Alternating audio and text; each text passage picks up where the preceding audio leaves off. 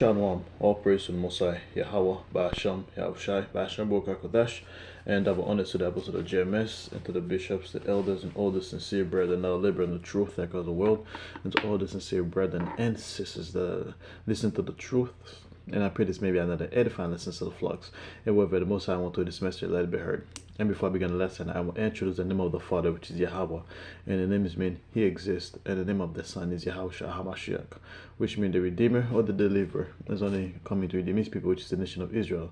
And in today's age, you would identify them as the so-called Negroes, so-called Latinos, and the so-called Native Americans, which scattered on all four corners of the world. It looks like the other nations, and also practice the custom of the other nations. And with that, that'll be it for the introduction. So the title for the lesson this morning is They Stood Up on Their Feet. And that's basically the title of the lesson. So who stood up on their feet? That's basically the elect, the Israelites, and it's basically the hopeful elect of the nation of Israel. So we went in captivity for a period of time, man. And, after 3 days and a half, the Most High put back the spirit of us, man, and the world have great fear.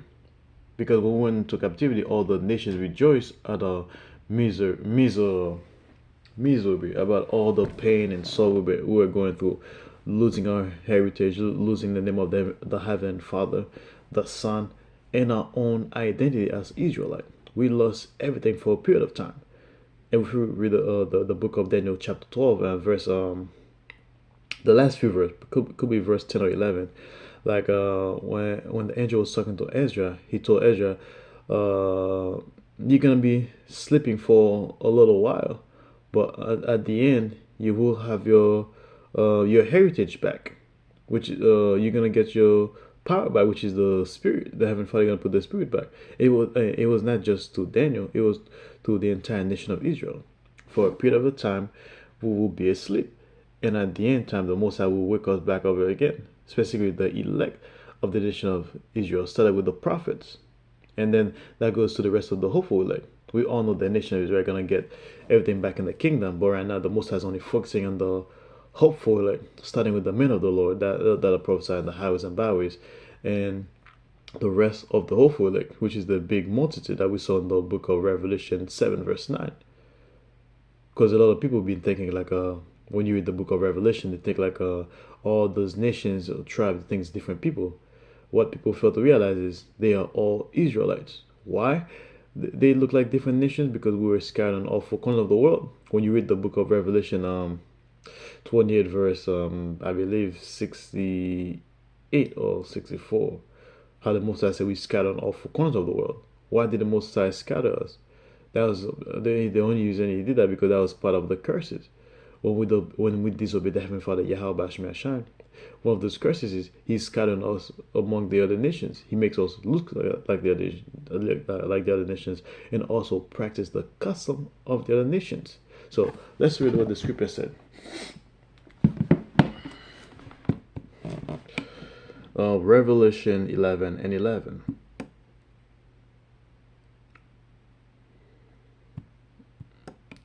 Nope, not John. Rev 11 and 11. And he says, Revelation 11 and 11. So, and after 3 days and a half, the spirit of life from the Most High, Yahweh, entered into them. So basically, after 3 days and a half, it's not legit 3 days. I know a lot of people are going to be like, it's going to be like legit 3 days. Like today's so-called Saturday, and it's going to be Monday, Sunday, Monday, Tuesday, and poof, the spirit's going to come back. No, that 3 days signify basically 350 plus years. So that was basically after the time we were in hardcore slavery, when we Negroes, Latinos, and Native American was catching her under Esau, or various Edomites, whether they were French, British, Spanish, Portuguese, all people were catching her. And that scripture specifically talking about in that side of the world. The nation of Israel will woke up on that side of the world, starting from the Babylon the Great, and the gospel spreading all four corners of the world. And you see that in the book of Matthew 24. And he says, after 3 days and a half, after basically 250 years, the spirit of life from the Heavenly Father enter into them. So basically, the Most High breathed the breath breathe the spirit back onto us, man, because we were completely clueless. The entire nation of Israel was clueless, starting with the men of the Lord, which is the prophets, and going down to the least of the Israelite. The entire nation was clueless. We were basically whatever Esau told us we were. That's what we identify us. If he told us you Haitian, we call ourselves Haitian. We African American, we call ourselves African American. We Spanish, we call ourselves Spanish. We speak English. We speak German, whatever bug out language, like whatever bug out, whatever place that the Most High scatter us, that's the language we identify ourselves as, that's the culture we identify ourselves as, and that's the custom we practice. But however, there was going to be a period of time the Most High was going to woke us back up, and it is that time we're talking about. And they stood up on their feet. So basically, once the Most High put the Spirit back onto us, man, we stood up on our feet. What does that mean? We finally know who we are, who is our power, which is the Heavenly Father Yahweh, who is our Redeemer, which is Yahweh Shah Mashiach, and who we are. We are the Israelites, and from our respected tribes. Like myself, I'm a Israelite from the tribe of Levi. But in this wicked ass kingdom, Esau will call me a so-called Haitian. So now the Most High put that spirit back on me, and I rose back to my feet, which is I acknowledge my iniquity. I acknowledge the Heavenly Father Yahweh Shah is my power, and Yahweh Shah Mashiach is my Redeemer. Now I only hope that I pray that the Most High have mercy upon me, and I endure to the very end. It is not just me; it's all my fellow brethren that labor in the truth that cause the world.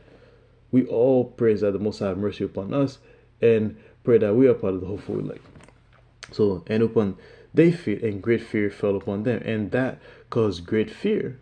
When you say great fear, it's not the regular peon Edomite, it's not the regular Moabite, regular Hamite, regular Amalekite, regular Elamite. That fear came from the elite of these nations, primarily the elite of Edomites, because they know exactly what that means. Once the Most High woke us back up again, they know that's the end of their kingdom. And that great awakening starting in the late 60s or 70s, starting with the elder Abba Beden, and down to our current elder right now, head of the nation of Israel, as Apostle Tahar, and to the rest of the hopeful elect family. So now when you're walking right now, even regular two-third niggas know about the Israelites.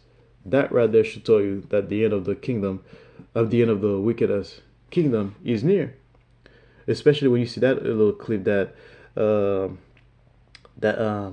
that guy Drewski made the other day, a low-level Israelite doing that nonsense. That right there show you that the kingdom is near, like Yahushua said. So we have to keep hoping. We have to keep enduring to the very end, like the scripture said. It fell upon them which saw them. So basically, great fear fell upon them which saw them. So they basically right now the elite are shaking their boots because they know what's next. Let me see what I can read after that.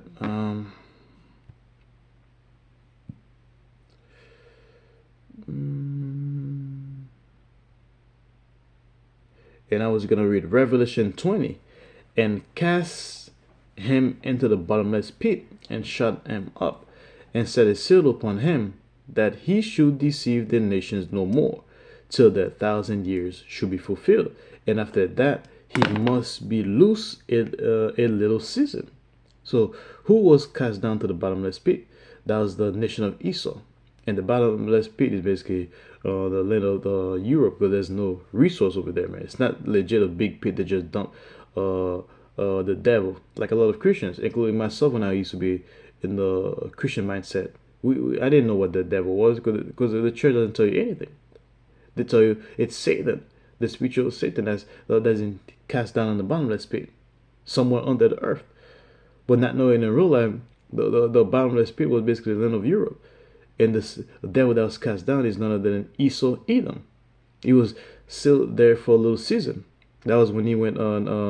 That was when Jake was ruling through the Dark Ages. Jake that was ruling was basically the so-called Negroes, Judah, Benjamin, Levi. That 1,000 period, were the period we call the Dark Ages. However, he was coming back to power. That was when that's when he started rising back up, which is around the late 1300s, when he started rising back up. So that little season was from 1300 till now, 1400, 1500, 1600, 1700, 1800, Yeah, so till basically he started getting power to the 1300, 1400, 1500s, and by the 17, 1800, Esau really started making deceiving the world, deceiving the nations, which is the other heathen nations basically, including his own people, till the 1,000 years should be fulfilled, and after that he must be loose a little season. Basically, after that 1,000 period, he was gonna be loose for a little season, and that little season is the time we're living right now. And then let's see. And when we go in verse 7, it says, when the 1,000 years are expired, Satan shall be loosed out of his prisons. So basically, that 1,000 years expired. I mean, when the Southern Kingdom fell into power, because that was a how do I say that word again? That was basically prophecy, I should say, that has to be fulfilled, because he still have to come back into power one last time to rule the world in wickedness. And basically, when the 1,000 year expires, basically that's when the Southern Kingdom fall from power, man. Satan shall be loose out of prison. So basically, Esau was loose out of the prison, and shall go out to deceive the nations. And he went out to deceive the nations, which are in the four quarters of the earth, basically, which is in all nation, all corners of the earth, Gog and Magog, to gather them together to battle. So basically, that's talking about like a um, when you say Gog and Magog, that's basically like a modern day Gog would be like the Russians, and they're gonna gather together to battle. So basically, that battle is talking about the last battle, which is the War of Armageddon. The number of whom is as the sea of the stand. So there's gonna be like a huge amount of people that's gonna be battling on that side, on that War of Armageddon, basically.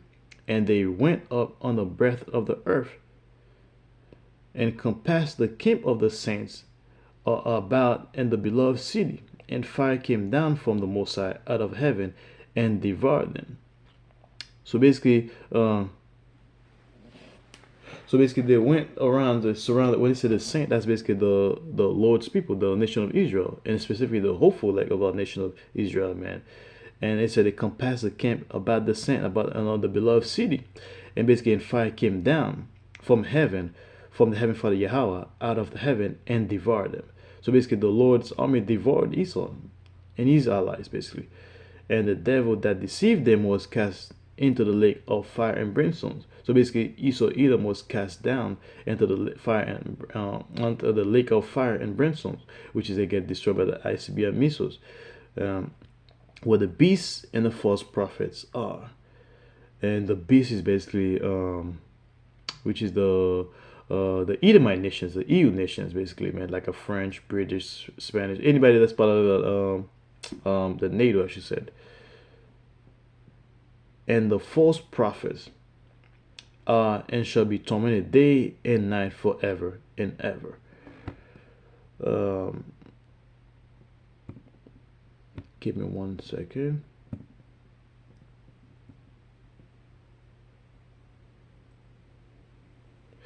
And Revelation 12, verse 9, and he says, and the great dragon was cast out. And who was that great dragon? That great dragon was none other than Esau Edom, man. That old serpent called the devil. And Satan, which deceived the whole world, he was cast out into the earth, and his angels were cast out with him. So basically, the great dragon, that's basically Esau Edom, which basically deceived the entire world. He was cast down into the earth. So basically, was cast down into the earth. Basically, he lost his power and status, and his angels were cast out with him. And also his angels. Who are his angels? Basically, his angels are his allies, nations, and also all the all those things that Esau been creating, all those labs, experiment. Because when Esau's gonna fight the angels, he's gonna bring all these weapons, including weapons that we have not seen. All those experiences that Esau's been doing, the super soldiers, those are basically Esau's angels. And during the War of Armageddon, they're gonna be cast down onto the earth, man. They're gonna be destroyed by Yahusha and the angels, basically. So, yeah. So basically, the title basically they stood up on their feet. So through that process, the Heavenly Father Yahweh Shemashai will raise up the elect of the nation of Israel, the Lord's chosen people, starting with the once again with the 144 and the rest of the hopeful elect family, man. So those are the people that the Most High is dealing with at the moment. That's it for the lesson, man. I pray that's another edifying lesson to the flocks. And whether the Most High want through this message, let it be heard. And with that, I'd like to say, Shalom.